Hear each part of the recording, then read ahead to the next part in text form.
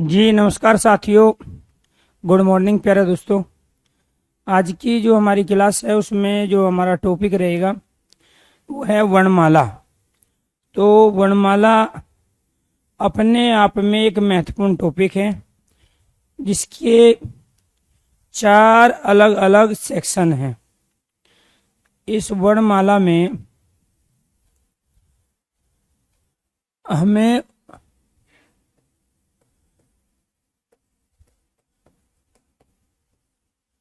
चार अलग अलग भागों को पढ़ना है।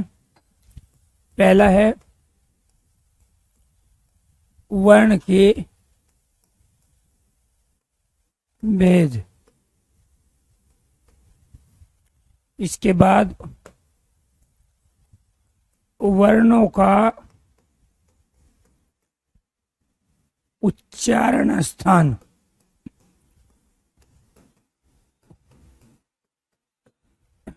वर्णों का उच्चारण स्थान।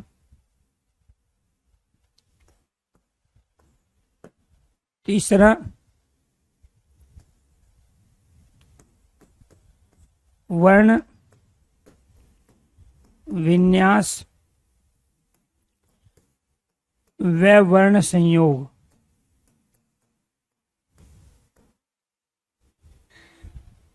चौथा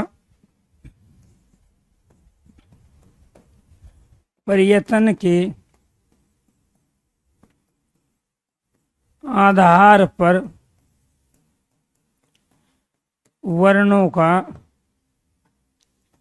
वर्गीकरण।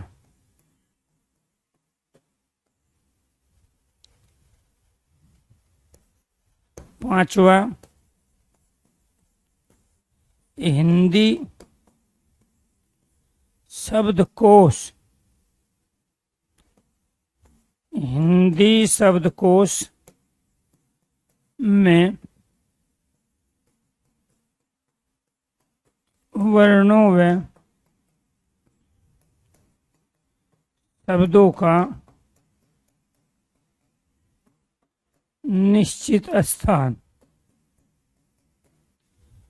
अब इसको समझने की कोशिश करो कि वर्णमाला से अलग अलग जो प्रश्न पूछे जाते हैं वो प्यारे दोस्तों इन पांच अलग अलग सेक्शनों से होते हैं।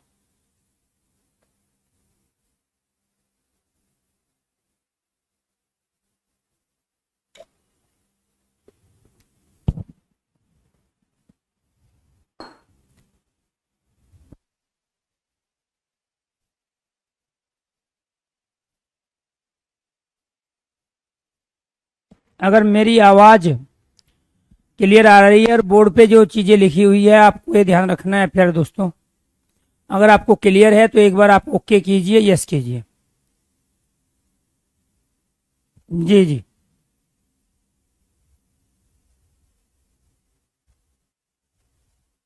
Okay okay.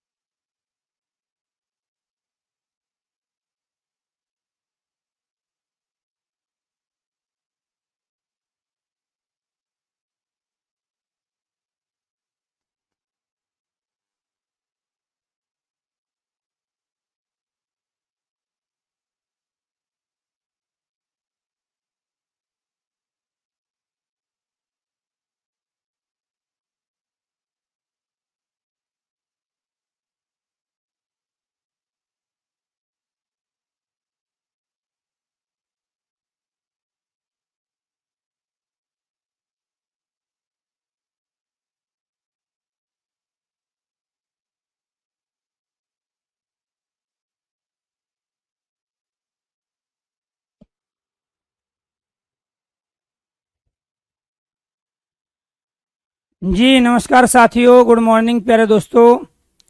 आज की जो हमारी क्लास है उसमें टॉपिक रहेगा हमारा वर्णमाला। और वर्णमाला में ये 5 अलग अलग सेक्शन हमें कंप्लीट करने हैं। अगर हमारी हिंदी की क्लास लाइव हो चुकी हो और मेरी आवाज़ क्लियर आ रही है तो आप में से कुछ स्टूडेंट एक बार प्यारे दोस्तों यस कीजिए। जी अभय, आर्यन, अभिषेक, अरविंद, मुकेश।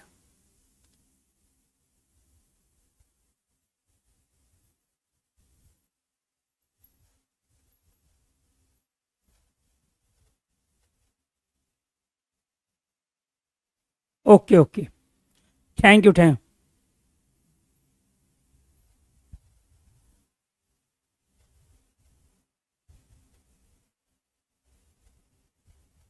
जी जी, मैं हिंदी स्पेशल में पढ़ा रहा हूँ। ओके, ठीक है, थैंक यू थैंक यू। चलो जी, चलो तो यहाँ पे क्या है प्यारे दोस्तों, टॉपिक है आज का हमारा वर्णमाला और अपने आप में महत्वपूर्ण टॉपिक है। और एक ऐसा टॉपिक जिसमें से 5 अलग अलग सेक्शनों में से प्रश्न पूछे जाते हैं। और वो जो 5 सेक्शन है वो है प्यारे दोस्तों, एक तो हमारा वर्ण के भेद हैं, दूसरा है वर्णों का उच्चारण स्थान है, तीसरा है वर्ण विन्यास या वर्ण संयोग, इसके बाद है पर्यटन के आधार पर वर्णों का वर्गीकरण, और फिर हिंदी शब्दकोश में वर्णों व शब्दों का निश्चित स्थान। तो यहाँ आपको ध्यान रखना है, ये 5 अलग अलग जो सेक्शन हैं इनके बारे में हम डिटेल में चर्चा करेंगे। इनकी आने वाली जो 3 क्लासें होगी वो हमारी होगी वर्णमाला से। इसी टॉपिक को हम वर्ण विचार या वर्ण परिचय के नाम से भी जानते हैं। वर्ण विचार या वर्ण परिचय, यहां से किस तरीके से क्वेश्चन बनते हैं, आज पहला हम ले लेते हैं वर्णों के भेद। तो ये जो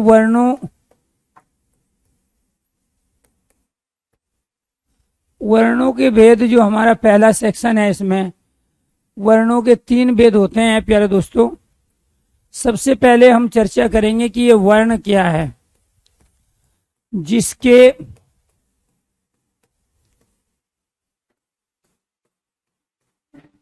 जिसके टुकड़े जिसके टुकड़े ना हो, जिसके टुकड़े अर्थात खंड ना हो, वो क्या कहलाते हैं, वर्ण। जैसे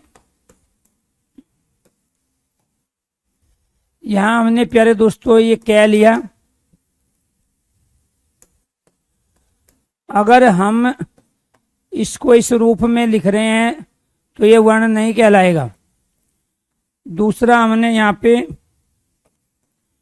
ये कह लिया, अगर हम इसको इस रूप में लिख रहे हैं तो ये वर्ण नहीं कहलाएगा। अर्थात जिसके टुकड़े नहीं होते वो क्या कहलाता है, उसको कहते हैं हम वर्ण। इसी वर्ण का दूसरा नाम होता है ध्वनि।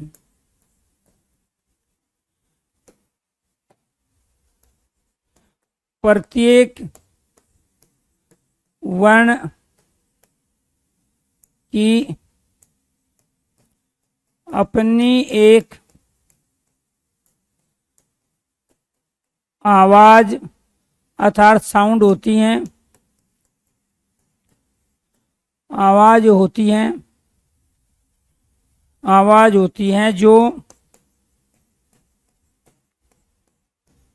दूसरे वर्णों से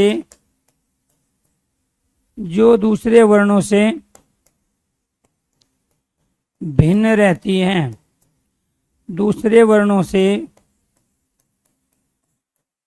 अलग रहती हैं।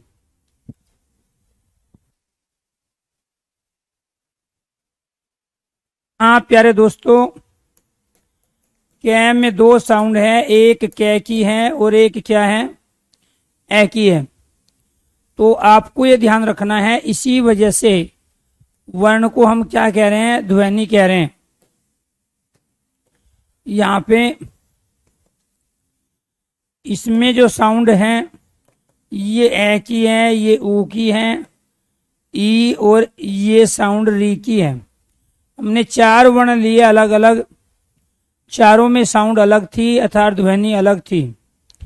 इसी को प्यारे दोस्तों हम अक्षर भी कहते हैं। इसी को क्या कहते हैं, अक्षर।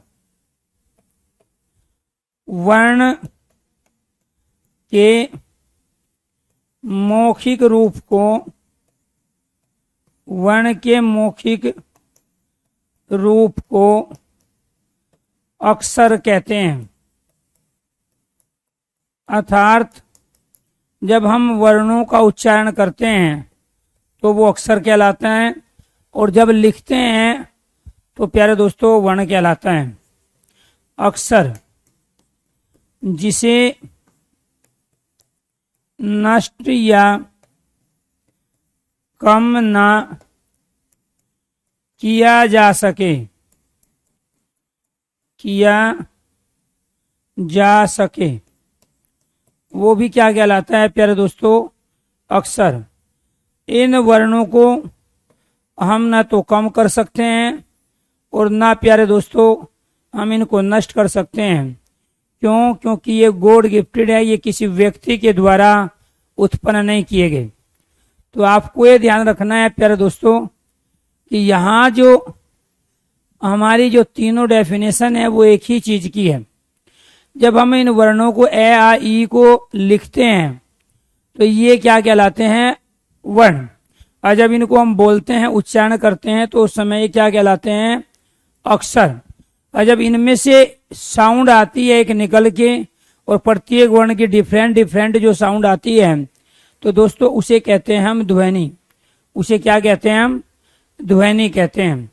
तो ये आपको ध्यान रखना है, वर्ण, ध्वनि और अक्षर ये तीनों ही बात एक है, लेकिन इनकी डेफिनेशन में थोड़ा थोड़ा अंतर है। अब दूसरा जो यहाँ से प्रश्न बना, ये बना कि भाषा की सबसे छोटी इकाई क्या है।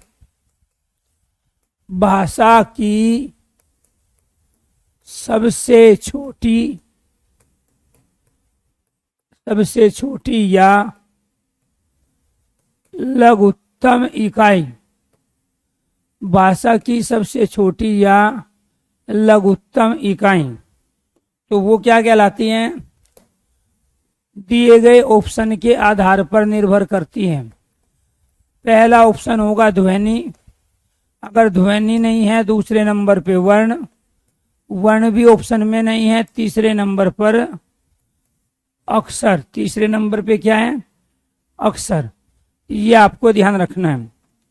इसके बाद फिर जो क्वेश्चन बनता है वो है भाषा की लघुत्तम इकाई, भाषा की बड़ी इकाई, भाषा की सबसे बड़ी इकाई अर्थात वृहत्तम इकाई, वृहत्तम इकाई, और वो होती है प्यारे दोस्तों वाक्य। वो क्या होती है, वो होती है वाक्य। ये आपको ध्यान रखना है। तो यहाँ भाषा की छोटी इकाई भी पूछी जा सकती है, सबसे बड़ी इकाई भी पूछी जा सकती है, और कई बार प्यारे दोस्तों आपको ये भी ध्यान रखना है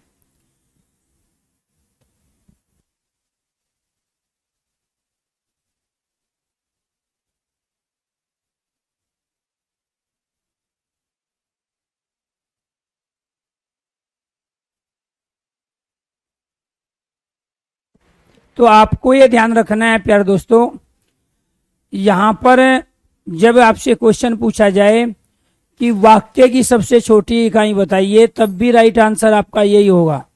ठीक है, अगर ऑप्शन में अग्नि दिया, ध्वनि दिया है तो राइट आंसर ध्वनि, ध्वनि नहीं है तो वर्ण, और वर्ण भी नहीं है तो वो क्या कहलाएगा, वो अक्षर कहलाएगा। क्या कहलाएगा, अक्षर।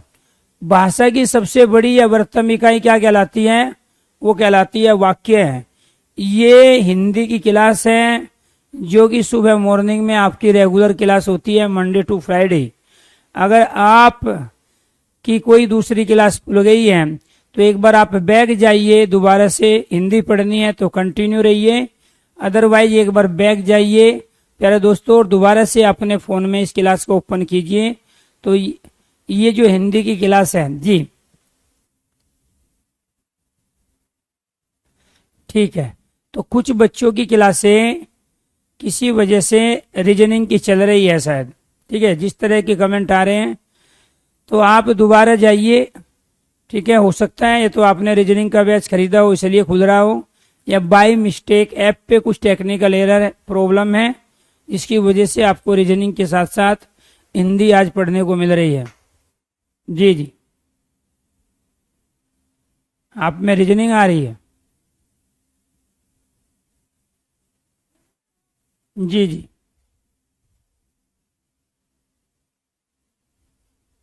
चलो कुछ प्रॉब्लम है, जो भी आपकी क्लास चल रही है आज रीजनिंग और हिंदी की, ठीक है, वो आप पढ़ लो, ठीक है। रीजनिंग वाले हिंदी कर लो, हिंदी वाले आज रीजनिंग कर लो, क्योंकि दोनों ही सब्जेक्ट बेहतरीन हैं और दोनों के ही दम पे फाइनली सिलेक्शन भी होता है। ओके, ठीक।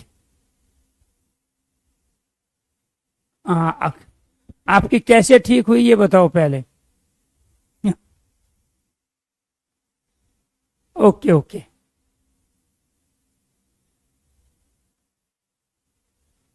ठीक है, ओके ओके। अब रीजन पता है क्या है, दोनों टीचर का नाम अरुण है। रीजनिंग वाले जो आपके बेहतरीन टीचर हैं वो भी अरुण सर हैं और हिंदी वाले भी अरुण सर हैं। तो कई बार इवेंट बनाते समय ऐसा हो जाता है कि मेरी जगह उनकी और उनकी जगह मेरी क्लास हो जाती है। और ये ज़्यादातर जो छोटे बच्चे होते हैं जो नए होते हैं कैरियर पर, वो हमेशा कंफ्यूज रहते हैं, ठीक है। हम दोनों का नाम अरुण है और एक और तीसरे टीचर हैं कैरियर पर जो इंग्लिश पढ़ाते हैं, वो भी प्यारे दोस्तों, हाँ, बाहर जाकर फिर से दोबारा से आप ओपन कीजिए, ठीक है, फिर आपको वही क्लास मिलेगी जो आपने खरीदी है। चलो, तो ये ऐसा होना जरूरी है, होना भी चाहिए, ऐसा कभी कभी होना चाहिए। जब एक बात बताओ, जब समान नेम राशि है तो ऐसा होना चाहिए कि कभी कभी रीजनिंग की जिम्मेदारी मुझे मिले और हिंदी की जिम्मेदारी रीजनिंग वाले सर को मिले, ठीक है। और क्योंकि समान हाँ नाम राशि है तो ये कभी कभी रीजनिंग में हिंदी भी पढ़ लो और हिंदी में रीजनिंग पढ़ लो। चलो, और हम भी प्यारे दोस्तों आपको ध्यान रखना है, अब रीजनिंग के तरीके से ही पढ़ाते हैं हिंदी को आज, ठीक है, रीजनिंग के तरीके से ही हिंदी को पढ़ाते हैं। अब दूसरा जो यहाँ से प्रश्न बनेगा वो क्या बनेगा, वो आपसे पूछेगा प्यारे दोस्तों, रीजनिंग वाला क्वेश्चन करा देते हैं आपको हिंदी में, कि सबसे पहले जो नंबर होता है वो है ध्वनि। ध्वनि सबसे छोटा होता है, ध्वनि के बाद आता है वर्ण का नंबर, वर्ण के बाद नंबर आता है प्यारे दोस्तों अक्षर का, और अक्षर से बनते हैं शब्दांश, अक्षर से क्या बनते हैं, शब्दांश, और इन्हीं शब्दांश को कहते हैं हम उपसर्ग, इन्हीं को क्या कहते हैं हम, उपसर्ग और प्रत्यय कहते हैं। ये शब्दांश क्या कहलाते हैं, उपसर्ग और प्रत्यय कहलाते हैं। और फिर इनसे क्या बनते हैं, शब्द बनते हैं। शब्दांश से क्या बन गए, शब्द बन गए। शब्द से फिर क्या बनेंगे दोस्तों, पद बनेंगे, और पद के बाद क्या बनेंगे, पदबंध, और पदबंध को हम क्या कहेंगे, वाक्यांश कहेंगे। पदबंध को क्या कहेंगे, वाक्यांश। इसी को क्या कहते हैं, उपवाक्य भी कहते हैं, इसको क्या कहते हैं, उपवाक्य। और इससे फिर क्या बनते हैं, इससे बनते हैं वाक्य, इससे क्या बनेंगे, वाक्य बनेंगे। तो यहाँ आपको ये ध्यान रखना होगा कि भाषा की जो सबसे छोटी इकाई है या वाक्य की सबसे छोटी इकाई है वो ध्वनि हुई, और प्यारे दोस्तों भाषा की सबसे बड़ी इकाई वो हुई वाक्य है, वो क्या हुई, वाक्य। लेकिन अगर आपको अच्छा हिंदी का राइटर बनना है, इस वाक्य से आगे भी आपको बढ़ना पड़ेगा। इस वाक्य से बनते हैं अनुच्छेद। क्या बनते हैं दोस्तों, अनुच्छेद अर्थात पैराग्राफ। इसको क्या बोलते हैं, इसको गद्यांश बोलते हैं। और आपको ये ध्यान रखना है इन अनुच्छेदों से बनते हैं अध्याय, इनको आप बोलते हो चैप्टर्स, और इन चैप्टर से बनती हैं प्यारे दोस्तों ग्रंथ बनते हैं अर्थात पुस्तक बनती है। तो इनको हम क्या कहते हैं? पुस्तक, ग्रंथ अर्थात रचना। अब रीजनिंग में कैसे क्वेश्चन पूछा जाएगा? यहां से रीजनिंग में पूछा जाएगा कि आप इसका सही सीक्वेंस बताइए, इसमें से कोई भी 4 दे देगा, ठीक है। अब हिंदी में रीजनिंग और रीजनिंग में हिंदी का मजा लो आप। तो यहां आपको ये ध्यान रखना है प्यारे दोस्तों, इसमें से कोई 4 दे देगा और उसे कहेगा कि इसको आरोही या अवरोही क्रम में, इसको आरोही या अवरोही क्रम में रखिए। अब मान के चलो उसने 1 दे दिया प्यारे दोस्तों, आपको यहां पर 1 दे दिया पद और दूसरा दे दिया आपको अनुच्छेद, इसके बाद दे दिया आपको शब्द, और फिर यहां पे दिया आपको वाक्य, और फिर दे दिया आपको अक्षर, और आपसे पूछ रहा है इनका सही सीक्वेंस बताइए क्या होगा। ठीक है, मान के चलो ये प्यारे दोस्तों 1 है, ये 2 है, ये 3 है, ये 4 है, ये 5 है। तो प्यारे दोस्तों 5 4 3 2 1 होगा, या 1 2 3 4 5 होगा, या 3 2 1 4 होगा, या 2 3 1 4 होगा। तो यहाँ सबसे पहले क्या आएगा? इनमें देखो सबसे छोटा क्या है, इनमें सबसे छोटा है अक्षर, तो अक्षर पहले आएगा। अक्षर के बाद क्या आएगा प्यारे दोस्तों? अक्षर से क्या बनाओगे? अक्षर से बनेंगे शब्द, क्लियर। और फिर शब्द से क्या बनाओगे? शब्द से बनेंगे पद, और पद से क्या बनाओगे? पद से बनाओगे वाक्य, और वाक्य से क्या बनाओगे? वाक्य से बनाओगे अनुच्छेद। हो गई रीजनिंग।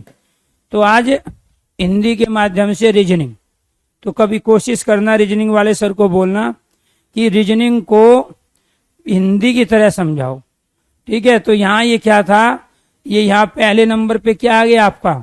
5, इसके बाद फिर आपका क्या आ गया? 3, 5 3, इसके बाद 1, 5 3 1, फिर वाक्य 4, और इसके बाद में अनुच्छेद 2। तो राइट आंसर आपका क्या हुआ? 5 3 1 4 2। क्लियर?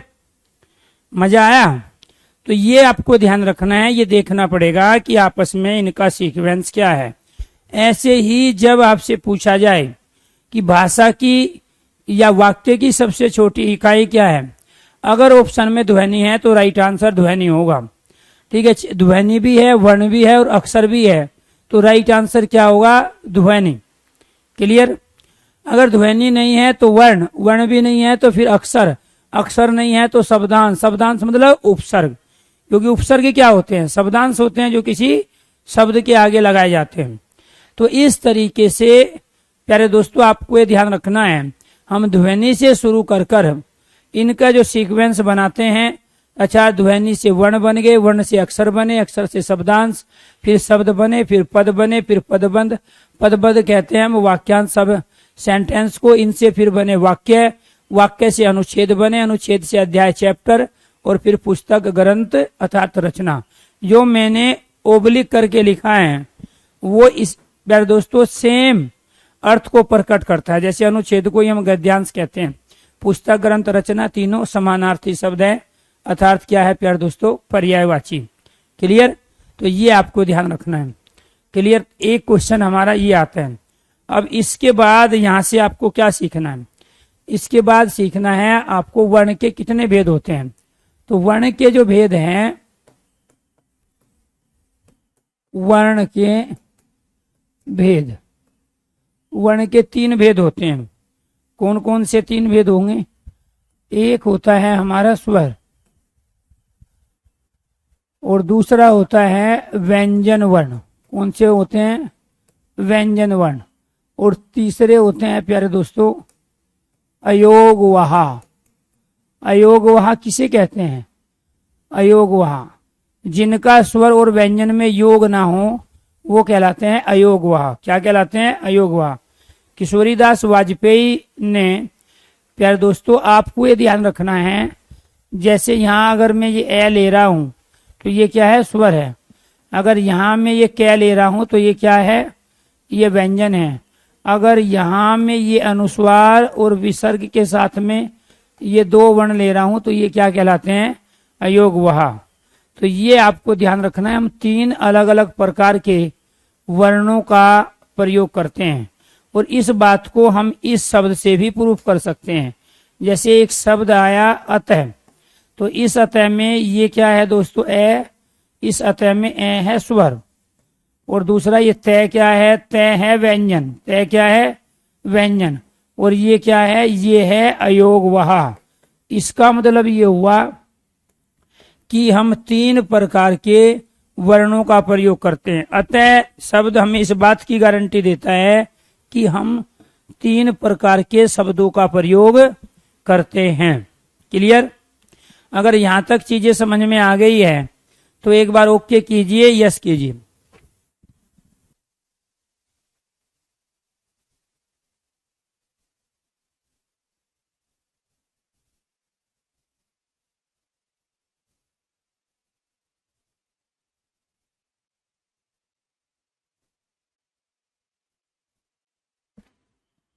वेरी गुड, आगे बढ़िए। अब इनको एक एक को पढ़ेंगे। कितने भेद हुए वर्ण के, तीन, स्वर, व्यंजन और अयोग वहा। पहला क्या हुआ हमारा यहाँ पे,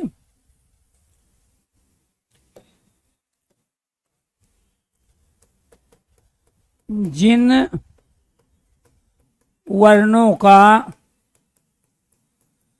स्वतंत्र पूर्वक उच्चारण किया जाए वो क्या कहलाते हैं, स्वर। दूसरा,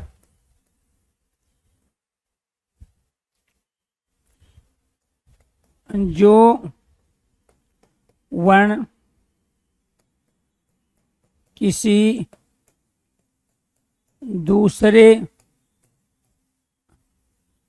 दूसरे वर्ण पर निर्भर या आश्रित ना हो, वो क्या कहलाते हैं, स्वर कहलाते हैं। क्लियर? तीसरा, हिंदी में 11 स्वर का प्रयोग किया जाता है।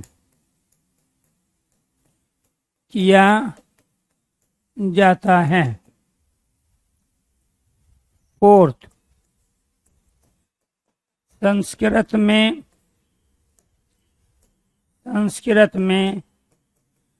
13 स्वर का प्रयोग होता है।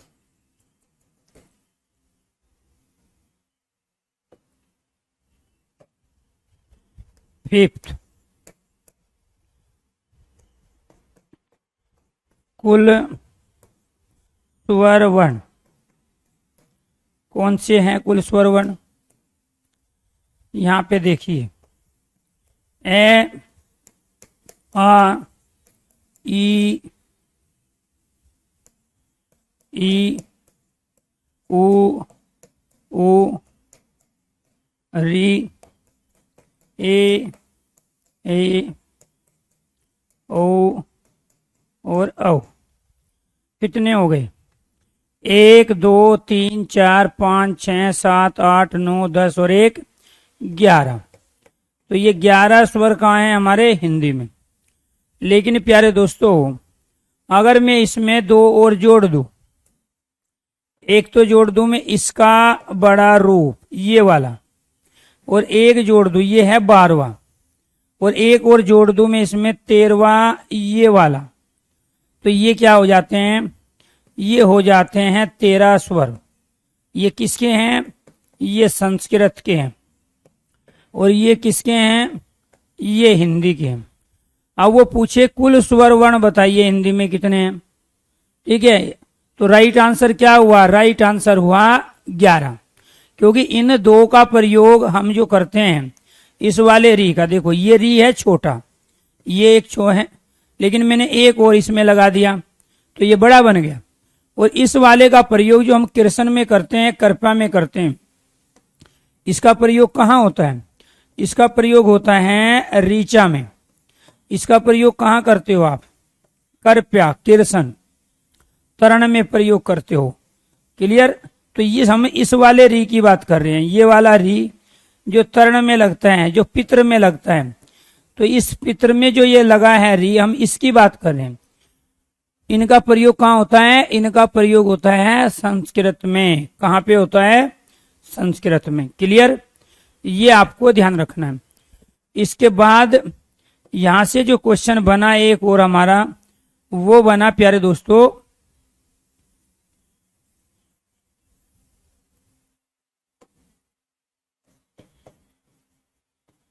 ये क्या है हमारा? 12वां री। क्लियर? और ये है 13वां।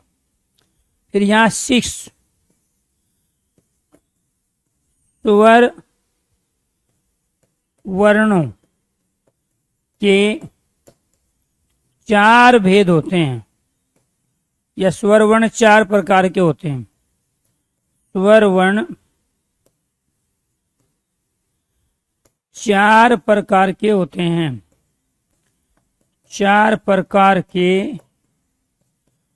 होते हैं। ये यहां से बेसिक क्वेश्चन है, ये आपको ध्यान रखना है।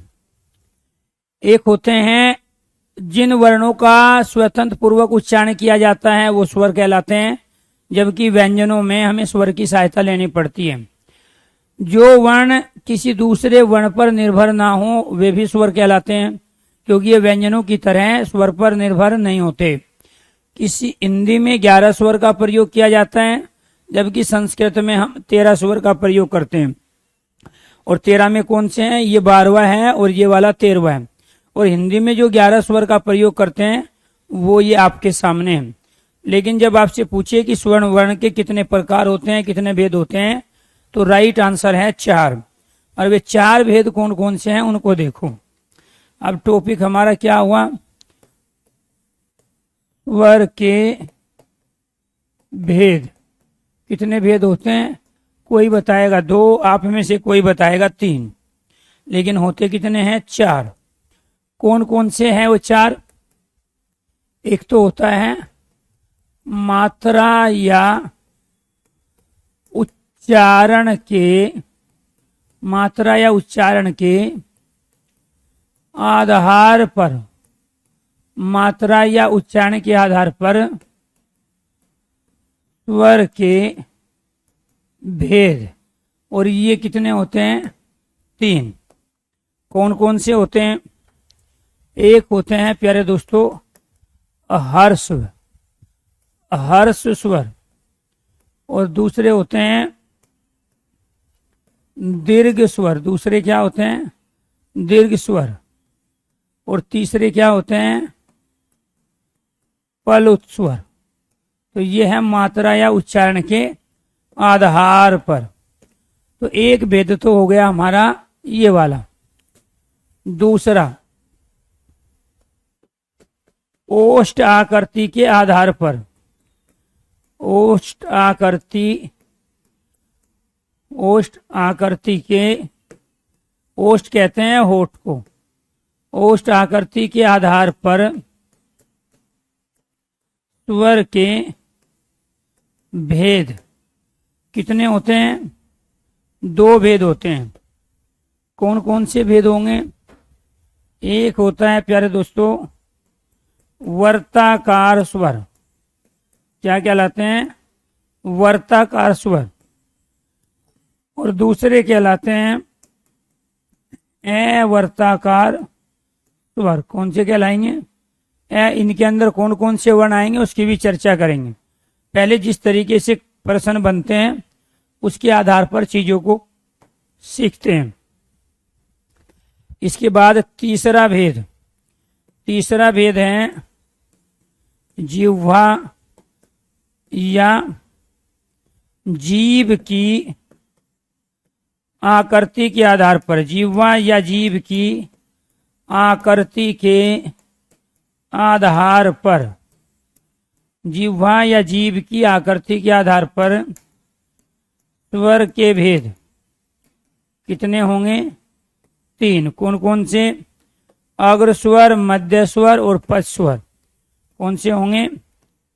एक होता है अग्र स्वर, दूसरा होता है मध्य स्वर और तीसरा होता है पश्च स्वर। तीसरा क्या होता है?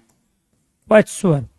पहले आप एक बार इनको पढ़िए, उसके बाद में चौथा भी बताते हैं आपको।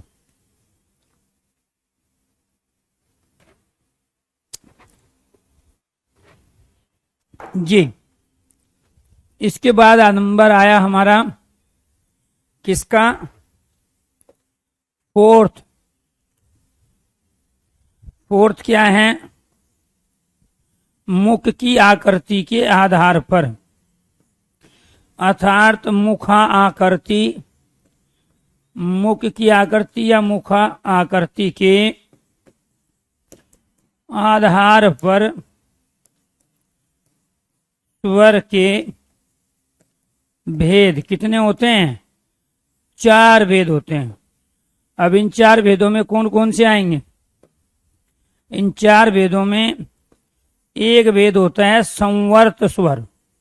क्या होता है? समवर्त स्वर। दूसरा होता है विव्रत स्वर। तीसरा होता है अर्ध संवर्त स्वर, अर्ध संवर्त। और चौथा होता है अर्ध विव्रत स्वर। क्लियर? हर टॉपिक में 40 से 50% चीजें एकदम नहीं सीखोगे। जैसे अब तक जो भी टॉपिक आपने पढ़े हैं उनमें 40 से 50% चीजें आपने अलग पाई है। स्पेशल बैच की कोई भी सब्जेक्ट हो, चाहे हमारा रीजनिंग का बैच हो, हिंदी का बैच हो, या जीएस के बैच हो, या मैथ के हो, स्पेशल बैच की खासियत ही यही होती है कि ऑल इंडिया में जो कॉम्पिटिटिव एग्जाम हैं हमारे, उनके पूरे सिलेबस को सही ढंग से बेसिक से लेके एडवांस तक, इजी से लेके डिफिकल्ट वैरायटी के तमाम क्वेश्चंस की वैरायटी के कॉन्सेप्ट को बहुत अच्छी तरीके से सीक्वेंस में आपके सामने रखा जाता है। तो इसीलिए प्यारे दोस्तों, आपको ये ध्यान रखना है कि यहाँ आपको ये उस तरीके से टॉपिक को लेके आगे बढ़ना पड़ेगा जिस तरीके से उस टॉपिक से बनने वाले क्वेश्चनों की संख्या है, क्वेश्चन की वैरायटी है। और जैसे ही प्यारे दोस्तों आप उस वैरायटी को समझ जाओगे तो वहां वो कॉन्सेप्ट की क्लियरिटी और ज्यादा आसान हो जाती है करने में। तो ये क्या थे? अगर मैं आपसे पूछता स्वर के कितने भेद हैं, तो आप में से कोई 3 बताता, कोई 2 बताता, लेकिन 4 कोई नहीं बताता। क्यों? क्योंकि जब जब आपसे स्वर के भेद पूछे जाते हैं तो आपके दिमाग में केवल यही है, हर्ष स्वर, दीर्घ स्वर और फलुत स्वर। क्यों? क्योंकि मार्केट की 90% किताबें सिर्फ यही बताती हैं कि स्वर के 3 भेद होते हैं, हर्ष स्वर, दीर्घ स्वर और फलुत स्वर। कुछ बताएगी 2 ही होते हैं, हर्ष और दीर्घ। लेकिन यहाँ ये कितने भेद होते हैं? 4। जब आपसे स्वर के भेद पूछ रहा है तो फिर आपके दिमाग में ये चीजें होनी चाहिए कि एक तो मात्रा व उच्चारण के आधार पे होता है, दूसरा होठ की आकृति के आधार पे होता है, फिर जीभ की आकृति के आधार पे होता है, और मुख आकृति के आधार पे होता है। तो ये क्या हुए? अब यहाँ से क्या क्वेश्चन बनेंगे? इसके बाद बनेंगे कि मात्रा या उच्चारण के आधार पे स्वर के कितने भेद होते हैं? Right answer 3। ओष्ठ की आकृति के आधार पे, ओष्ठ के आधार पे कितने होते हैं? 2। जीभ की आकृति के आधार पे या जीभ के आधार पर कितने भेद होते हैं? 3 होते हैं। इसके बाद मुख के आधार पे कितने भेद होते हैं स्वर के? 4। फिर आएगा कि ये जो मात्रा या उच्चारण के आधार पे स्वर के जो 3 भेद हैं उसमें कौन कौन से आते हैं? अर्ध स्वर, दीर्घ स्वर और फलुत। ओष्ठ की आकृति के आधार पे जो 2 भेद है वो क्या है प्यारे दोस्तों? वर्ताकार और अवर्ताकार। तो ये क्या है जी? हाँ, पंकज कह रहा है तो हम तो पहले ठगे गए थे, अब लगता है हमारा हिंदी अच्छा हो जाएगा। तो यहाँ क्या है प्यारे दोस्तों? वर्ताकार स्वर और अवर्ताकार स्वर। ठीक है। इसके बाद क्या है प्यारे दोस्तों? अग्र स्वर, मध्य स्वर और पश्च स्वर। किसके आधार पे? जीभ की आकृति के आधार पे। धर्मेंद्र सारी चीज आ जाएगी आपके सामने, ठीक है। जो भी आप पूछ रहे हो सर संयुक्त स्वर, ठीक है, वो सारे आएंगे इसी में। इसके बाद मुक्ताकृति के आधार पे कौन से होंगे, संवर्त, विवृत, अर्ध संवर्त और अर्ध विवृत। अब दूसरा क्वेश्चन क्या बनेगा, दूसरा बनेगा जीभ की आकृति के आधार पर निम्न में से कौन सा स्वर का भेद नहीं है। तो इनको तीन को छोड़ के अग्र स्वर, मध्य स्वर, पद स्वर को छोड़कर प्यारे दोस्तों जो भी आ जाए वो जीभ की आकृति के आधार पर स्वर का भेद नहीं है। अब यहां से शुरू करेंगे और इस टॉपिक को यहां ले जाके समाप्त करेंगे। तो यानी कि जितने तरह की क्वेश्चन की वैरायटी बन रही थी उसी के आधार पर टॉपिक को लेके हम आगे बढ़ रहे हैं। पहले क्वेश्चन क्या बना था, देखो आप, पहले आपका क्वेश्चन बना था प्यारे दोस्तों ये कि वर्णमाला को हम वर्ण विचार भी कहते हैं। इसके 5 अलग अलग सेक्शन होते हैं, 5 अलग अलग भाग होते हैं। आप क्या करते हो, वर्ण के भेद पढ़ के वर्णमाला कंप्लीट कर देते हो। इसी में वर्णों का उच्चारण स्थान भी है, जो वर्णों के 8 उच्चारण स्थान भी पढ़ने हैं। इसी में एक क्वेश्चन आता है वर्ण विन्यास वर्ण संयोग का, यानी कि शब्द के टुकड़े करके दे देगा, उसका शब्द बनाना है, और शब्द दे देगा उसके टुकड़े करके अलग अलग वर्ण करके उसका वर्ण विन्यास करना है। फिर प्रयत्न के आधार पर वर्णों का वर्गीकरण करना है। तो प्रयत्न के आधार पर वर्णों का वर्गीकरण होगा कि जितने भी हम 52 वर्ण पढ़ते हैं उनमें कौन सा अल्पप्राण है, कौन सा महाप्राण है, कौन सा घोष है और कौन सा अघोष है। वो है प्रयत्न के आधार पर वर्गीकरण। हिंदी शब्दकोश में वर्णों व शब्दों का निश्चित स्थान, हिंदी की जो डिक्शनरी है उस हिंदी की डिक्शनरी में कौन सा वर्ण पहले आएगा, कौन सा आएगा बाद में, और शब्द प्यारे दोस्तों कौन सा शब्द पहले आएगा, कौन सा शब्द आएगा बाद में। तो आपको ये ध्यान रखना है प्यारे दोस्तों, इस तरीके से भी प्रश्न पूछे जाते हैं। और ये ऐसा नहीं है किसी एक भर्ती में, हर जगह पूछे जाते हैं। तो आपको ये 5 अलग अलग सेक्शन पढ़ने हैं। इसके बाद फिर आपको बताया कि वर्ण ध्वनि अक्षर में क्या समानताएं हैं और क्या इनमें आपस में डिफरेंट है, ठीक है। आजाद पूरी लाइफ में पहली बार ऐसे हिंदी पढ़ रहे हैं, अभी तो कुछ देखे ही नहीं, अभी तो सिर्फ झलक देखे हैं हिंदी की। अभी आप अंदर घुसते चले जाओ यार दोस्तों, जब बाहर आओगे ना नहा के आप, तो अपने आप में हिंदी के पुरोधा होंगे, ठीक है।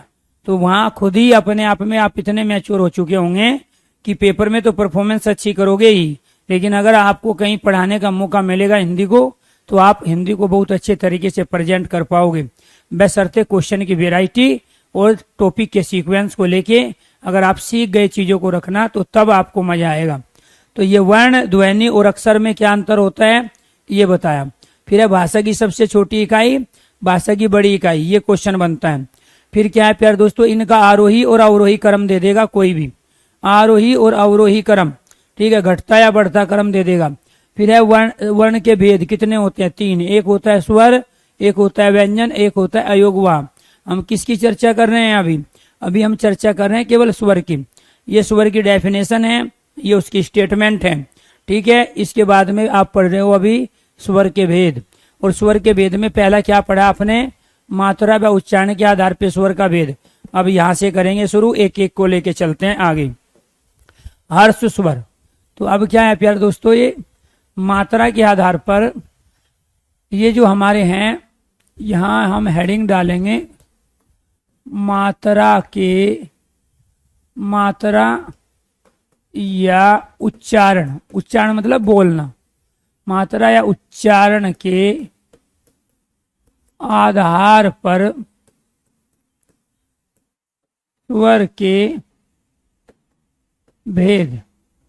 कितने भेद होते हैं, 3। कितने भेद हुए, 3। एक भेद होता है हमारा हर्ष स्वर, कौन सा हुआ, हर्ष स्वर। दूसरा क्या होता है दोस्तों, दूसरा होता है हमारा दीर्घ स्वर। दूसरा कौन सा हुआ, दीर्घ स्वर हुआ। और तीसरा क्या होता है, तीसरा होता है हमारा प्लुत स्वर। अभी जो जिसको हम हर्ष स्वर कहते हैं, इसके और भी नाम है। इसी हर्ष को हिंदी में कहते हैं हम लघु स्वर। क्या बोलते हैं इसको, लघु स्वर। लघु मतलब छोटा, ये संस्कृत में है दीर्घ, हिंदी में दीर्घ को बोलते हैं बड़ा। क्या बोलते हैं, बड़ा स्वर। और इसको फ्लुत को बोलते हैं विशाल। क्या बोलेंगे इसको, विशाल, विशाल मतलब जो सबसे बड़ा हो, इसको बोलते हैं विशाल स्वर। क्लियर। इसके एक एक नाम और है, और वो एक एक नाम और क्या है प्यारे दोस्तों, इसको बोलते हैं हम एक मात्रिक स्वर। क्या बोलते हैं इसको? एक मात्रिक, क्योंकि ये मात्रा के आधार पे भी स्वर का भेद है, वो लिखा हुआ है ना मात्रा, ये होता है एक मात्रिक। और इसको क्या बोलते हैं हम? इसको बोलते हैं द्विमात्रिक। इसको क्या बोलते हैं? द्विमात्रिक स्वर भी कहा जाता है। ये इसका तीसरा नाम है। इसका भी एक और नाम है, और इसका तीसरा नाम क्या है? त्रिमात्रिक स्वर होता है। क्या होता है? त्रिमात्रिक स्वर होगा। इसको क्या बोलेंगे प्यारे दोस्तों? त्रिमात्रिक स्वर। इसका एक नाम और होता है, आप कंफ्यूज मत हो जाना, क्योंकि वो उसकी मर्जी, उसको पूछने दो वो आपसे क्या पूछेगा। इसको बोलते हैं मूल स्वर। इसको क्या बोलते हैं? मूल स्वर। और इनको बोलते हैं प्यारे दोस्तों संधि स्वर और संयुक्त स्वर। इनको क्या बोलते हैं? अभी धर्मेंद्र पूछ रहा था शायद। संधि स्वर और संयुक्त स्वर बोलते हैं। और यहां पर आपको ये ध्यान रखना है, इसका नाम है पवित्र। इसका नाम क्या है? पवित्र स्वर है। ये चारों चीज एक ही बात, वो जो भी पूछे उसको पूछने दो, चारों चीज एक है। अगर वो मूल स्वर कह रहा है तो इसका मतलब वो एक मात्रिक, लघु, हर्ष की बात कर रहा है। अब इसमें कौन कौन से वर्ण आएंगे उस पर फोकस करो। इसके अंदर जो वर्ण आते हैं प्यारे दोस्तों, वो आते हैं हमारे ए, ई, उ और री। ये चार वर्ण हिंदी में मूल स्वर कहलाते हैं, एक मात्रिक स्वर कहलाते हैं, लघु स्वर कहलाते हैं, हर्ष स्वर कहलाते हैं। ये आपको ध्यान रखना। हिंदी में बहुत मजा आता है, अच्छी बात है। तो आप हाँ कंटिन्यू आप प्रैक्टिस भी करते रहो, मैं भी आपको प्रैक्टिस कराऊंगा। यूट्यूब पे तो होती है, लेकिन यहाँ पे जो आपको पीडीएफ मिलती है, जैसे टॉपिक पूरे होते हैं, आप उन पीडीएफ से आप उन क्वेश्चन को क्या करो। देखो लिखना जरूरी नहीं है, आप क्या करते हो, जो 6 to 12 वाले बच्चे हैं उनकी तरह आप अपने नोटबुक को भरने में लगे हो। पहला काम यह है, जब आप किसी चीज को उतारने में लगते हैं ना, तो फिर वहां आप फोकस नहीं कर पाते। इस एज में, जो कि आपकी एज सबकी 18 प्लस है, तो अगर हम 18 साल के हो गए हैं तो स्वाभाविक बात है हम चीजों को रट नहीं सकते हैं और याद भी नहीं कर सकते हैं, केवल और केवल समझ सकते हैं, वो भी लॉजिक के साथ, सीक्वेंस में। तो सबसे पहले है आपके कॉन्सेप्ट की क्लियरिटी, और वो आपकी तब होगी जब बेफालतू की चीजों पे ध्यान ना देके आप प्यारे दोस्तों उसके कॉन्सेप्ट को क्लियर करोगे लॉजिक के साथ। आप क्या करते हो, लाल, इसके बाद रेड, ब्लैक, ब्लू, 3 तरह के पेन हाथ में रखोगे, नोटबुक में अपना उतारना शुरू कर देते हो, समझने पे फोकस ही नहीं होता। यही सारी चीज जब आप क्लास नोट्स खोलोगे, जो 68 पेज के आपको क्लास नोट्स दिए गए हैं, उन क्लास नोट्स में ये सारी चीजें लिखी गई है। मैं तो ऑलरेडी आपको पहले ही दे चुका हूं सब कुछ, इसके क्वेश्चन भी दे चुका हूं, उसके बावजूद आपको पढ़ा रहा हूं, और उसके बावजूद भी कह रहा हूं कि 40 से 50% चीजें नहीं बताऊंगा, जो भी आपने किताबों से या कहीं से भी पढ़ी है। तो जरूरी है कि आप इनको नोट मत करो, जरूरी है आप इनको दिमाग में ढंग से लॉजिकली सेव करो। ठीक है, तो ये क्या कहलाया प्यारे दोस्तों, ए, ई, उ और री। क्लियर। ये मूल स्वर कहलाते हैं, एक मात्रिक कहलाते हैं, लघु स्वर कहलाते हैं, हर्ष स्वर। अब बात क्या हुई, अब वो पूछेगा हर्ष स्वर कितने हैं, 4, लघु स्वर कितने हैं, 4, एक मात्रिक स्वर कितने हैं, 4, मूल स्वर कितने हैं, 4। दूसरा क्वेश्चन ये हुआ भाई टोटल 11 होते हैं ना, जब 4 ये हुए तो फिर ये कितने होंगे, ये होंगे 7। ये कितने होंगे, दीर्घ स्वर 7, बड़े स्वर 7, द्विमात्रिक स्वर 7, और संधि स्वर कितने हो गए प्यारे दोस्तों, 7। कितने हो गए ये 7, और 4 और 7 मिला के हो गए 11। क्लियर। क्योंकि इसमें जो हम प्रयोग करते हैं ना, इस पवित्र वर्ण में, वो प्रयोग करते हैं हम इस ओम का। किसका प्रयोग करते हैं, इस वाले ओम का प्रयोग करते हैं। और ये ओम जो है हिंदी में इसका प्रयोग होता नहीं है, तो आपको ये ध्यान रखना है, ये जो ओम है ये हमारा पवित्र स्वर, त्रिमात्रिक, विशाल या प्लुत कहलाता है। हिंदी में तो हम इनका प्रयोग करते हैं, अब यहाँ पे आ जाओ, देखो क्या है यहाँ इसके अंदर कौन कौन से वर्ण आते हैं संधि स्वर में। एक आएगा प्यारे दोस्तों हमारा आ, एक आएगा बड़ा ई। क्यों आएगा? क्योंकि छोटा ए आपने यहाँ ले लिया तो इधर आ आएगा, छोटा ई इधर लिया तो इधर क्या आएगा? बड़ा ई। इसके बाद में क्या आया? यहाँ बड़ा ऊ आ गया। क्लियर? और ये जो बने हैं वर्ण हमारे, ये दो दो वर्णों से मिलके बने। ये किससे मिलके बने? ये ए और ए से मिलके बने। ये किससे मिलके बना? ये ई और ई से मिलके बना। और ये छोटा ऊ और छोटे ऊ से मिलके बने। इसी वजह से आपको ये ध्यान रखना है, ये जो वर्ण कहलाते हैं हमारे, ये कहलाते हैं सजातीय। ये क्या कहलाते हैं? सजातीय स्वर कहलाते हैं। क्यों? क्योंकि ये एक जैसे वर्णों से मिलके बने। तो ये सजातीय स्वर कितने हुए? ये सजातीय स्वर हुए हमारे 3। अब इनके अलावा हमारे कौन से बचे? अब इनके अलावा एक बच गया हमारा ये वाला, एक बच गया ये औ, और इसके बाद में ये वाला औ। और ये किन से बनते हैं? ये भी प्यारे दोस्तों दो अलग अलग वर्णों से मिलके बनते हैं। ये कैसे बनेगा? ये बनता है हमारा ए और ई को मिला के, ये बनता है ए और आई को मिला के, ये बनता है ए और ऊ को मिला के, और ये बनता है ए और ये वाले औ को मिला के। और ये जो कहलाते हैं दोस्तों, ये कहलाते हैं विजातीय स्वर। ये क्या कहलाते हैं हमारे? ये कहलाते हैं विजातीय स्वर या विषम जातीय। इसका एक और नाम क्या है? विषम जातीय, अर्थात अलग अलग जाति के ये स्वर हैं। ये क्या कहलाए? विषम जातीय स्वर कहलाए। अब कुछ समझ में आया आपके? अब देखो 40% चीजें इसमें अलग क्या है। इसमें 40% चीजें अलग ये हैं कि आप पहली बार मूल स्वर पढ़ रहे हो जो कि 4 होते हैं। फिर इसमें आप संधि स्वर पढ़ रहे हो। आपने प्यार दोस्तों संयुक्त व्यंजन तो पढ़े हैं, लेकिन पहली बार आप संयुक्त स्वर पढ़ रहे हो। तो ये संयुक्त स्वर क्यों कहलाए? ये संधि स्वर क्यों कहलाए? क्योंकि दो दो वर्णों का मेल हो रहा है। यहाँ जी आ बना ए और ए को मिला के, ई दो छोटी ई को मिला के, बड़े वाला ऊ दो छोटे ऊ को मिला के। और ये क्या कहलाए? सजातीय कहलाए। और ये क्या कहलाए प्यारे दोस्तों? ये कहलाए आपके विजातीय। विजातीय कितने हो गए? 4। सजातीय कितने हो गए? 3। 3 और 4 कितने हो गए? 7। और ये 7 क्या है? आपके दीर्घ स्वर, बड़े स्वर, द्विमात्रिक स्वर। क्लियर? अब ये जो 4 वर्ण हैं ये अलग अलग वर्णों से मिलके बनते हैं। ये ए और ई से मिलके बना है, ये ए और आई से मिलके बना, ये ए और ऊ से मिलके बना, ये ए और औ से मिलके बना। इसी वजह से ये विजातीय कहलाए। विजातीय मतलब अलग अलग जाति। ये भी अलग है, ये भी अलग है, ये अलग अलग है।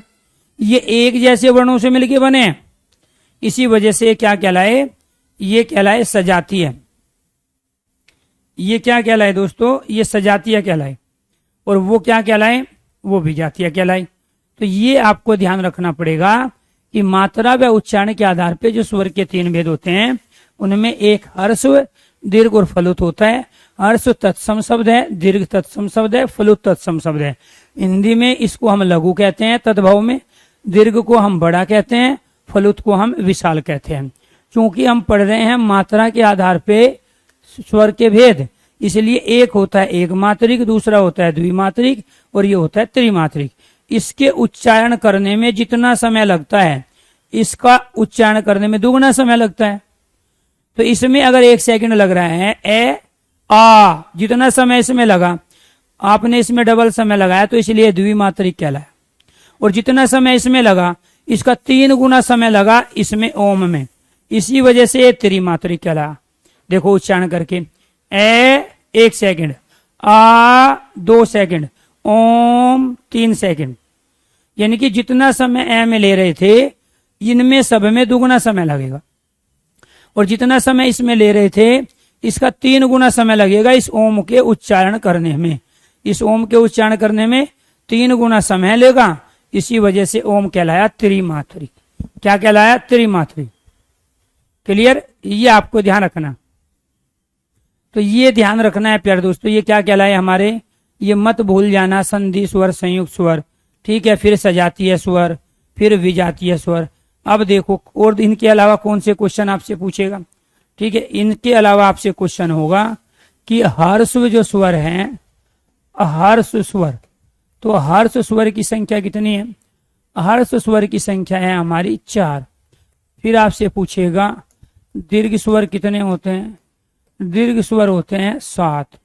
फिर आपसे पूछेगा कुल स्वर कितने होते हैं? तो कुल स्वर जो होते हैं प्यारे दोस्तों वो होते हैं हमारे 11। कितने होते हैं? 11। फिर आपसे क्वेश्चन क्या लेगा? फिर पूछेगा आपसे मूल स्वर बताइए कितने होते हैं? तो मूल स्वर होते हैं 4। कितने होते हैं? 4। फिर पूछेगा सजातीय स्वर बताइए कितने होते हैं? सजातीय स्वर होते हैं 3। फिर विजातीय स्वर बताइए कितने होते हैं? जिन्हें विषम जातीय भी कहते हैं। विजातीय स्वर होते हैं 4। फिर आपसे लेगा क्वेश्चन ये बताइए कुल स्वर कितने होते हैं? क्या पूछेगा फिर? कुल स्वर कितने होते हैं? तो आपको ये ध्यान रखना है कि यहाँ पर कुल स्वर हिंदी में हम केवल और केवल 11 ही प्रयोग करते हैं। कितने प्रयोग करते हैं? 11। 13 का प्रयोग संस्कृत में होता है। 13 का प्रयोग कहाँ होगा? संस्कृत में होता है। अब उसको पूछने दो, क्या हमने कोई कसर छोड़ी नहीं है? जितने भी क्वेश्चन बन सकते थे वो सारे आपके सामने रख दी। इनके अलावा क्या क्वेश्चन बनाएगा वो? हर्षु कितने हो गए? 4। कौन कौन से? ए, छोटा ई, छोटा ऊ, छोटा री। दीर्घ कौन से? जो उन 4 को छोड़ के जो स्वर में बच गए बाकी सारे। मूल स्वर कौन से? वही जिनको हम हर्ष स्वर कह रहे थे। और बाकी सजातीय कौन से? जो एक जैसे वर्णों से मिलके। सजातीय में कौन कौन से आएंगे? यहाँ इसमें आ गए हमारे कौन से?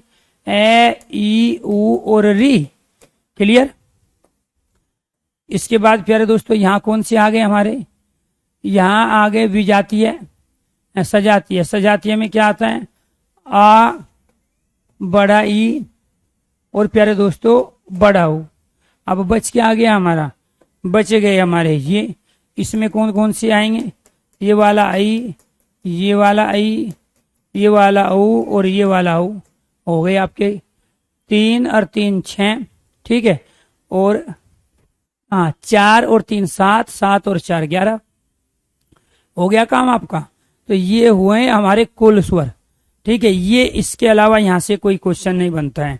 तो आपने क्या कंप्लीट कर लिया? आपने मात्रा व उच्चारण के आधार पे स्वर के तीनों भेद कंप्लीट कर लिए। स्वर के तीनों भेद आपने कंप्लीट कर लिए। ठीक है। अब क्या करना है? अब करना है हमें ये वाला ओष्ठ आकृति के आधार पे दूसरा। पहला हमारा कंप्लीट हो गया ये, अब दूसरे की बारी आ गई। चलो जी अब दूसरे को सीखते हैं कैसे होगा। अगर ये समझ में आ गया है तो आप एक बार ओके कीजिए, यस कीजिए। जितने भी रीजनिंग वाले बच्चे हैं और हिंदी के जो प्यारे दोस्तों पुरोधा बनना चाहते हैं, अगर आप सबको ये चीजें समझ में आ गई है तो एक बार यस कीजिए, ओके कीजिए। हेमंत, पंकज, साक्षी, सत्येंद्र, मुकेश, धर्मेंद्र, शीला, उमेश, सत्यम, प्रमोद, अंकित, मनोज, किरण, बबलू, राकेश, ऋषि, सत्येंद्र, प्रवीण, प्रदीप, यश, अंकित, विशाल, विपुल, पूजा, प्रीति, प्रियंका, अश्वनी, राहुल, आकाश। ये क्लियर? चलो अब दूसरा भेद पढ़ना है। क्या है दूसरा भेद? दूसरा भेद है ओष्ठ आकृति के आधार पर। ओष्ठ कहते हैं हम होठ को। ओष्ठा आकृति के आधार पर, ओष्ठ आकृति के आधार पर, ओष्ठ आकृति के आधार पर स्वर के भेद कितने होते हैं? 2 भेद होते हैं। कितने भेद होते हैं? 2 भेद होते हैं। अब पहले इसको समझो। ये यहां इसने संधि कर दी। एक तो ओष्ठ शब्द है और एक क्या है? आकृति। यहां ओष्ठ किसे कहते हैं? ओष्ठ कहते हैं होठ को। आकृति किसे कहते हैं? आकृति कहते हैं संरचना को। तो ओष्ठ की संरचना के आधार पर 2 भेद होते हैं। कौन कौन से भेद होते हैं? एक होता है वर्ताकार। क्या होता है? वर्ताकार स्वर। क्या कहलाएंगे? वर्ताकार स्वर। और दूसरे क्या कहलाएंगे? दूसरे कहलाएंगे अवर्ताकार स्वर। दूसरे क्या होंगे? अवर्ताकार स्वर, अर्थात जिसमें आपके होठ गोल गोल वर्त बनाए। अब इन 11 स्वर में से कुछ आप ऐसे प्यारे दोस्तों स्वर उच्चारण करोगे तो आपके जो होठ हैं अगर वो गोल गोल घूमे, जैसे फॉर एग्जाम्पल ऊ, बड़े वाला ऊ, इसके बाद औ, इसके बाद में ये वाला औ। अब जो बाकी बच गए वो सारे अवर्ताकार कहलाएंगे। जैसे ए बच गया, ई बच गया प्यारे दोस्तों, आ भी बच गया, आ, छोटा ई, बड़ी ई, इसके बाद में आई और आई। क्लियर। और क्या बच गया आपका री। ये सारे के सारे क्या कहलाए। तो 4 वे हुए, तो ये कितने हुए 7 स्वर ये हुए। और ये कितने हो गए, ये हो गए आपके 4 स्वर। ये कितने हो गए आपके 4 स्वर। 4 में कौन से आ गए ये, यानी कि ऊ और ऊ से बनने वाले वर्ण, ऊ और ऊ से बनने वाले वर्ण क्या कहलाए। अरे ये कैसे बना है, ये बना है 2 छोटे ऊ को मिला के, और ये कैसे बना है इसको मिला के, और ये कैसे बना है ये इसको मिला के बना है। मैं अपने पास से थोड़ा ही कुछ कह रहा हूं, जो है वो बता रहा हूं। जब हमें ये पता है कि ऊ का उच्चारण में हमारे होठ गोल गोल घूमते हैं, ऊ, जैसे ऊ कहा तो होठ ने क्या बनाया, सर्कल बनाया, और जैसे सर्कल बनाया तो वो क्या कहलाए, वो वर्ताकार कहलाए। तो कि सर्कल को हम क्या कहते हैं, वर्त कहते हैं। क्लियर। तो ऊ और ऊ से बनने वाले सारे वर्ण वर्ताकार हुए। अब हम इसमें 1 सेकंड लगाएंगे तो इसमें 2 सेकंड लगेगा उच्चारण करने में। ऊ ऊ, इसको थोड़ा लंबा खींच देंगे, इसको क्या बोलेंगे औ। इसमें भी क्या है ऊ आ रहा है, इसको औ, इसमें समय थोड़ा ज्यादा लगा देंगे। अब ये जो बनता है ये किससे बनता है, ए और ऊ को मिला के। तो कहने का मतलब ये हुआ हम इसमें भी ऊ का प्रयोग कर रहे हैं, इसमें भी ऊ का, इसमें भी ऊ का, और हमें ये पता है कि ऊ का उच्चारण करने के दौरान हमारे होठ गोल गोल घूमते हैं, अर्थात तो होठों की जो संरचना है वो वर्त की तरह की बनती है, इसलिए क्या कहलाए, ये वर्ताकार कहलाए। अब जो बच गए 11 में से वो सारे आप इधर डाल दो, इसमें अर्धवर्ताकार में। ठीक है। तो सारे क्या है अर्धवर्ताकार, जहां होठ वर्त ना बनाए। जैसे ए कहते हैं तो होठ खुल रहे हैं, वर्त बनाए नहीं रहे, ऐसे खुल रहे हैं, ये आकृति बनेगी। और इसमें क्या बनेगी, लगभग ये बनेगी ऊ। ठीक है, होठ की आकृति है। इसमें ये है ए, आ, ई, ऐ और री। तो इसी वजह से प्यारे दोस्तों आपको ये ध्यान रखना है कि यहां पर ये कहलाए अवर्ताकार और ये क्या कहलाए, वर्ताकार कहलाए। तो ये कितने हुए 4, ये कितने हुए 7, टोटल कितने हो गए 11। और हिंदी में हम कितने प्रयोग करते हैं, 11 का ही प्रयोग करते हैं। क्लियर। तो आपको ध्यान रखना है, आपको इससे पहले बता चुके हैं नरेंद्र। जब पूछे कि कुल कितने वर्ण होते हैं और ऑप्शन में 11 भी हो 13 भी हो, तो तब प्यारे दोस्तों राइट आंसर 13 होगा। और जब पूछे हिंदी में कुल कितने वर्ण होते हैं और क्वेश्चन के अंदर हिंदी दी है, तो राइट आंसर 11 ही होगा। और यही चीज आपको बताया भी गया।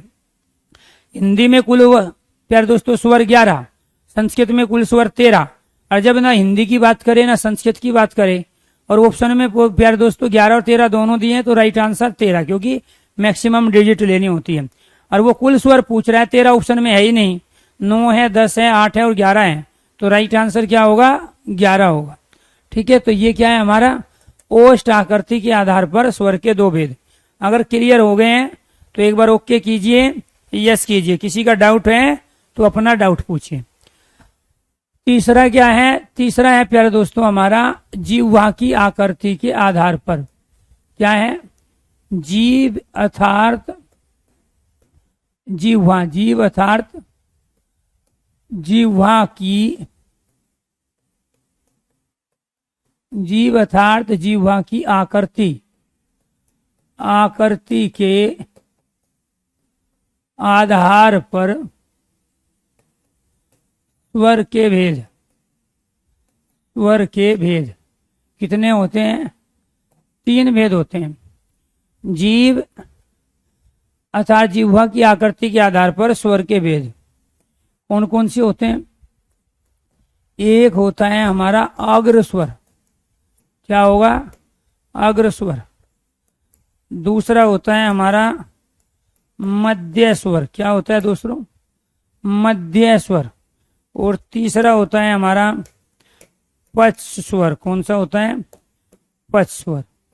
तो इन 11 स्वर का उच्चारण करते समय आपको ये ध्यान रखना है प्यारे दोस्तों, हमारी जीभ भी फंक्शन करती है और वो 3 तरीके से फंक्शन करती है। एक तो कुछ वर्णों के उच्चारण में जीभ का जो आगे वाला भाग होता है, आपको ये ध्यान रखना है प्यारे दोस्तों, वो एक्टिव होता है।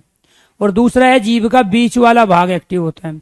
और तीसरा है जीभ का पीछे वाला भाग। तो अग्र का मतलब होता है आगे। अग्र का मतलब क्या हुआ दोस्तों? अग्र का मतलब होता है आगे। ठीक है, तो जीभ का आगे वाला भाग एक्टिव हुआ। मध्य का मतलब क्या हुआ? बीच, जीभ का बीच वाला भाग एक्टिव हुआ। पश्च का मतलब क्या हुआ? पीछे, जीभ का पीछे वाला भाग। अगर हम साइंस की दृष्टि से देखें तो हमारी जीभ 6 अलग अलग भागों में बटी हुई है। तो जीभ का जो आगे वाला भाग है ना, पैना चोंच वाला भाग, वो केवल हमें नमक की सूचना देता है, वो कड़वापन नहीं बताएगा। कड़वापन तो सबसे लास्ट में जो जीभ का भाग है वो बताएगा। अगर आप कुछ कड़वा खा लेते हो प्यारे दोस्तों, तो आपको जीभ को अंदर से साफ करना पड़ता है, तब जाके कड़वापन जाता है। आप आगे से धोके उसको प्यारे दोस्तों साफ नहीं कर सकते, अंदर है हाथ डाल के साफ करना पड़ता है। तो जीभ का एक साइड का भाग हमें क्या बताता है? मीठा बताता है। एक साइड का भाग हमें ठंडा या गर्म बताए। पूरी जीभ ठंडा गर्म नहीं बताती। जीभ का कुछ भाग ऐसा है, उस पर अगर आप ज्यादा गर्म भी रख दोगे तो वो एहसास नहीं होगा, वहां दिक्कत नहीं। लेकिन जो हमें ठंडा गर्म बताता है जीभ वाला भाग, तो उस कंडीशन में आपको ये ध्यान रखना है, तभी हमें सूचना मिलती है। क्योंकि प्यारे दोस्तों, ये जो वाणी है, जीभ है, ये भी हमें ज्ञान कराती है। ठीक है, किसका? स्वाद का ज्ञान कराती है। तो इसीलिए जीभ का अगर हम वर्ण की दृष्टि से देखें या वर्णमाला की दृष्टि से देखें तो हमने इसको 3 भागों में बांटा है। तो जो आगे वाला जो भाग है, चोंच वाला, जो पैनी चोंच वाला भाग है, जब वो एक्टिव होती है तो हम कौन कौन से वर्णों का प्रयोग कर लेते हैं?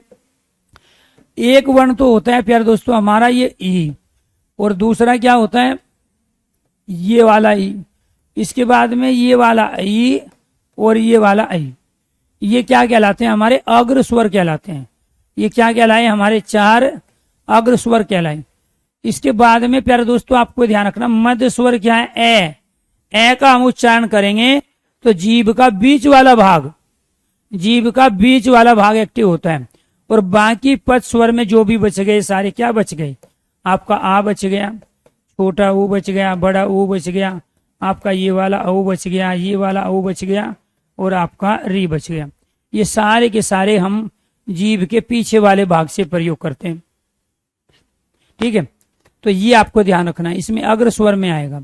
री किस में आता है?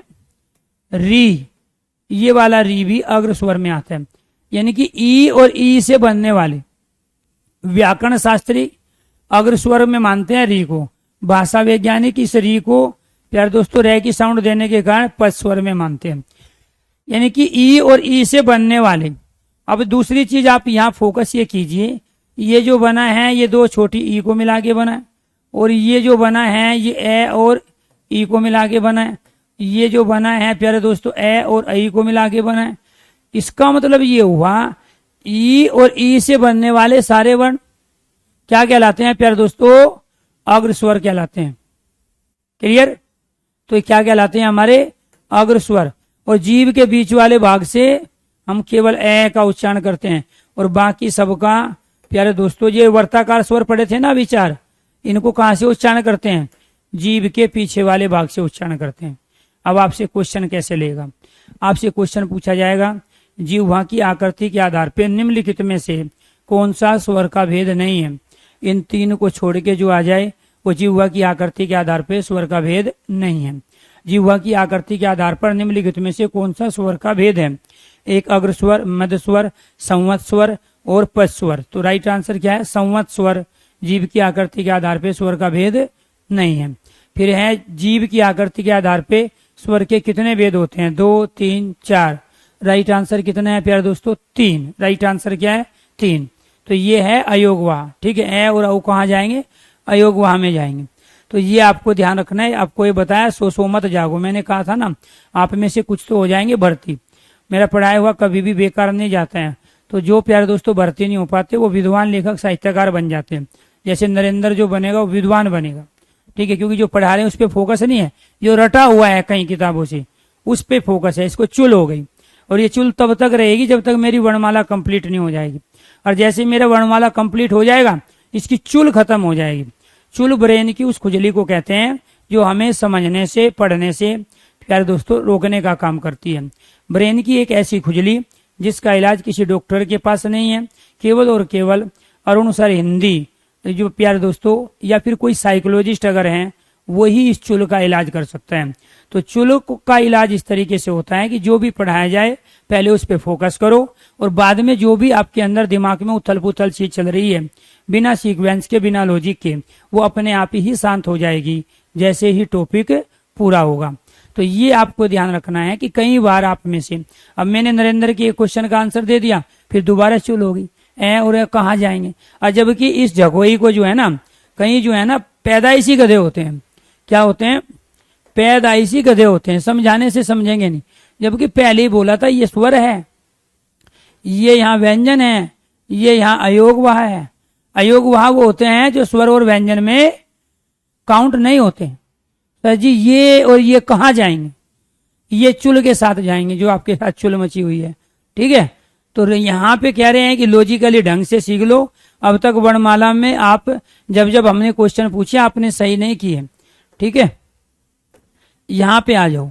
तो ये क्या है प्यारे दोस्तों? अग्र मतलब आगे, मध्य मतलब बीच, पश्च मतलब पीछे। जीव का 3 तरीके से एक्टिव होने के कारण जीवा की आकृति संरचना के आधार पे हम स्वर के 3 भेद पढ़ रहे हैं। कितने भेद पढ़ रहे हैं? 3। तो री, ई, ऐ। अब उच्चारण करके देखो, आप खुद फील करो। ठीक, आप इसका उच्चारण करो ई। जैसे आप ई कह रहे हो, जो पहने वाला हिस्सा है ना चोंच का आपका आगे का, वो एक्टिव हो रहा है, वो तालव्य को स्पर्श कर गया। ई, इसमें भी यही हुआ। इसके बाद ऐ, ऐ, री, उसमें भी हुआ। ए, बीच, जीव का बीच वाला भाग, बीच का क्या है? जीव वाला भाग। पर स्वर में क्या आ गया आपके? आ, उ, औ और औ। ये क्या थे? हमारे जीव की आकृति के आधार पे प्यारे दोस्तों हमारे स्वर के भेद थे। क्लियर? कल क्या पढ़ेंगे? कल कंप्लीट करेंगे ये वाला फोर्थ क्या है हमारा? मुख की आकृति के आधार पर, अर्थात मुखा आकृति के आधार पर। दीर्घ संधि हो गई, मुख और आकृति को एक साथ ले लिया हमने। मुख आकृति के आधार पर, मुख आकृति के आधार पर स्वर के भेद, स्वर के भेद। ये कितने हो गए? ये हो गए 4। क्लियर? इनको कब कंप्लीट करेंगे?